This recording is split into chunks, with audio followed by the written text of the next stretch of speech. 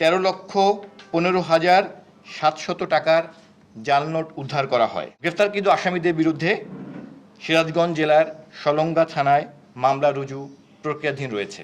জাল নোট তৈরির জন্য প্রয়োজনীয় কিছু রং পেয়েছে, বিভিন্ন ধরনের রং। গতকাল 29শে মার্চ 2026 খ্রিস্টাব্দ দুপুর 3:45 সময় র্যাব 12 সদর কোম্পানির একটি চৌকস আভিযানিক দল ও গোয়েন্দা সংস্থার তথ্য ভিত্তিতে সিরাজগঞ্জ জেলার সলঙ্গা থানাধীন হাটিকুমরুল এলাকায় নিউ মায়ের আঁচল হোটেলের সম্মুখে অভিযান পরিচালনা করে জাল 51,000 টাকার নোট, 2টি মোবাইল সহ মোহাম্মদ রবিউল ইসলাম এবং মোহাম্মদ আবুল হাসানকে গ্রেফতার করে।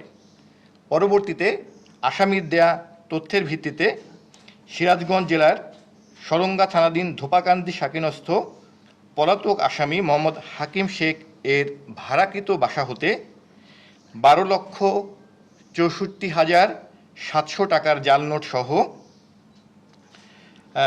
সহ সর্বমোট 13,15,700 টাকার জাল নোট উদ্ধার করা হয়।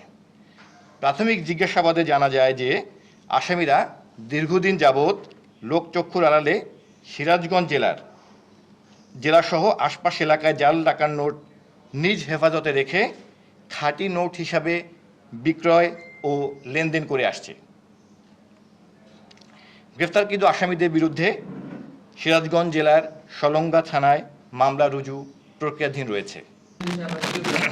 আপনারা ইতিমধ্যে জেনেছেন যে আমরা এই যে 3 জনের বিরুদ্ধে যার বাসা থেকে আমরা এই বড় অঙ্কের অ্যামাউন্টটি জব্দ করি, তাকে আমরা এখনও গ্রেফতার করতে সক্ষম হইনি। ইনশাল্লাহ আমরা অচিরেই তাকে আইনের আওতায় নিয়ে আসতে সক্ষম হব।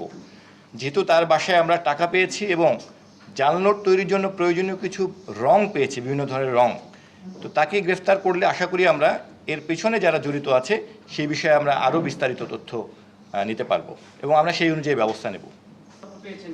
এই পর্যন্ত আমরা তো 3 জনকে আইডেন্টিফাই করেছি, যার মধ্যে 2 জন গ্রেফতার আছে এবং একজন এখনও পলাতক আছে।